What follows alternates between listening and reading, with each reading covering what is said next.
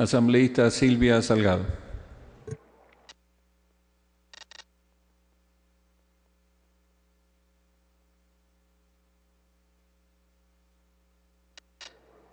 Gracias, presidente.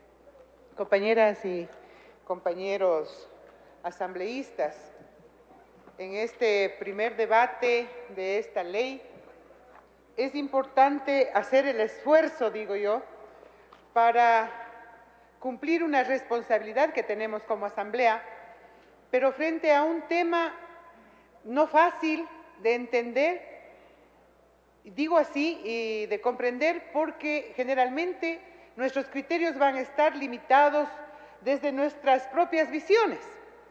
Y por eso es que hay que hacer un esfuerzo inclusive para partir teniendo claro algunos conceptos que son inherentes al tratamiento de la justicia indígena.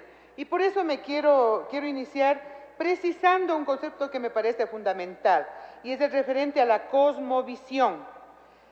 En un concepto que tengo a la mano, dice: la cosmovisión es un elemento característico de toda cultura y representa la visión que tiene cada una de ellas sobre el ser humano, sobre la naturaleza y sobre el universo.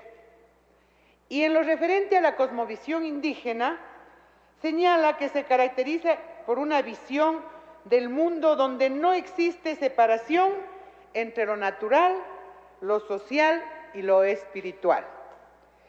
He querido hacer referencia a esto porque, sin duda, a veces en nuestra visión, en nuestras concepciones, incluida nuestra propia ideología, vamos a tener que hacer el esfuerzo por disgregar y tener la obligación de reconocer esta diversidad de pensamiento. Pero al margen de reconocernos inclusive diferentes en la forma de pensar, tenemos otra obligación, que es precisamente cuando tratamos de hacer estas leyes y estas normas, buscar los mínimos consensos que nos permitan garantizar esa convivencia que es el espíritu de esta ley, coordinar entre la justicia indígena y la justicia ordinaria, porque tenemos que empezar aceptando de que vamos a subsistir entre los dos sistemas jurídicos, y sobre los cuales hay que aclarar que tanto para la justicia indígena como para la justicia ordinaria, el sistema jurídico es una forma de ejercicio del poder. Si no partimos necesariamente de entender eso, los unos y los otros, realmente no vamos a entender la importancia de esta ley. Y cuando partimos necesariamente de reconocer que es un ejercicio del poder, tanto en una justicia como en la otra, vemos necesariamente la obligación que tenemos de regular o al menos definir la norma en cuanto a evitar los excesos o los abusos de ese ejercicio del poder. Y para eso obviamente tenemos que establecer mecanismos de control y límites. Compañero Yatalema nos decía, y al final reconoció, de que en la Constitución vigente existe un límite para tanto para la justicia ordinaria como para la justicia indígena, y está precisamente en el artículo 171 de la Constitución, en la que el límite básico esencial es el respeto y la vigencia de los derechos humanos. Pero también cuando se trate de los derechos humanos vamos a tener problemas, porque para uno será los derechos humanos el precautelar, por ejemplo, en el caso, decía nuestra compañera Margarita Carranco, nuestra preocupación sobre la violación de los derechos de las mujeres, en este caso de los derechos de las mujeres indígenas, ¿no? Sí, obviamente yo coincido con aquello, mis temores son también en ese punto, pero necesariamente tenemos que reconocer de que esos derechos humanos también tienen que ser vistos desde esa cosmovisión de la interculturalidad, de la diversidad cultural que representan tanto la mujer indígena la mujer mestiza y cualquier otra diversidad. Esta es una ley que como vamos desarrollando y conociendo del esfuerzo que ha hecho la propia comisión, vamos obligándonos a entender de que esos límites, si bien es cierto, son los derechos humanos, esos derechos humanos también están cruzados y transversalizados por lo que realmente representamos esa diversidad social y esa diversidad cultural. Por otro lado, yo quisiera manifestar algunas preocupaciones. He escuchado atentamente la intervención del compañero Yantalema, y cuando habla de cuál es de una preocupación que me parece importante el seguirlo señalando, porque no podemos otra cosa que dejar sentado estas preocupaciones para, mediante los mecanismos de participación directa, como acá se ha dicho, se trata de derechos colectivos y por lo tanto la consulta prelegislativa va a ser un mecanismo en donde los actores de manera más directa inclusive contribuyan a la formulación de la norma de manera definitiva.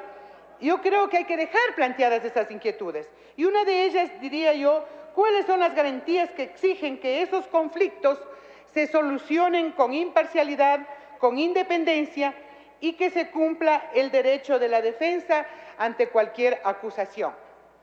En la Constitución están garantías del debido proceso. Si quisiéramos entonces hacer los esfuerzos por entender de que en esta socialización va a existir al menos la posibilidad de entender y comprender cuáles serían sus propios mecanismos del debido proceso. No del que nos decían que estar viciado, ¿no es cierto?, de desconocimiento de otra realidad como es la realidad indígena, pero sí quisiéramos establecer en esta realidad, en esa cosmovisión, cuáles son las garantías de esa imparcialidad. Y me refiero otra vez al mismo punto. La justicia, en definitiva, es parte del ejercicio del poder y, por lo tanto, tiene sus riesgos. Que la participación de las mujeres en las decisiones garantice que la justicia indígena sea considerada machista y sea un factor que propicia la violencia. Yo creo que la Constitución establece algo que nos parece importante y que no existía ni siquiera en la del 96, y que es la participación especialmente de las mujeres en estas decisiones. La respuesta va a decir, bueno, también sería una forma de imponer o de entrometer o de regular, sintiendo y sabiendo que otros son los códigos. Yo creo que felizmente las mujeres estamos avanzando y especialmente la mujer indígena está avanzando en cuanto a sus liderazgos, en cuanto a su organización y en cuanto a su capacidad de incidencia en estas organizaciones. Pero el tema de la violencia doméstica y de los derechos de las mujeres nos preocupa porque no podemos negar, lo hemos visto desde afuera y desde adentro. Las compañeras mujeres también tienen sus posiciones y tienen sus propios, incluidos, temores. Sí, puede ser producto inclusive de esa convivencia y de esa diversidad que hace, ¿no es cierto?, que vayamos inclusive en el tiempo y dependiendo de la afirmación o reafirmación de estas instituciones, de estas culturas, los que tengamos tendencias inclusive a desconocer nuestras propias identidades. Pero sin embargo es un problema que hay que ponerlo al debate y en el tema de la consulta prelegislativa, la comisión o quien sea el organismo encargado deberá tener la minuciosidad de que la mujer indígena tenga un particular pronunciamiento sobre el tema de la justicia indígena. En definitiva, nos interesa en este primer debate hacer los esfuerzos para dejar planteados esto que en unos casos por desconocimiento y en otros casos en la sana y buena fe y en la intención inclusive de contribuir a desarrollar algo que es un mandato de la Constitución. Aquí no podemos negar la necesidad de esta ley. Es una obligación, es un mandato. Pero lo que sí nos preocupa, hacerlo de la mejor manera y en función también de que esto no se entienda como una ley impuesta o como alguien que de buena manera o con mayor criterio o menor criterio lo propuso, sino que sea una ley construida desde sus actores. Por lo tanto, yo creo que esta ley debe pasar más bien a construir mecanismos y criterios de consulta y de socialización que nos permita a la propia Asamblea tener elementos para construir la norma. Muchísimas gracias, presidente.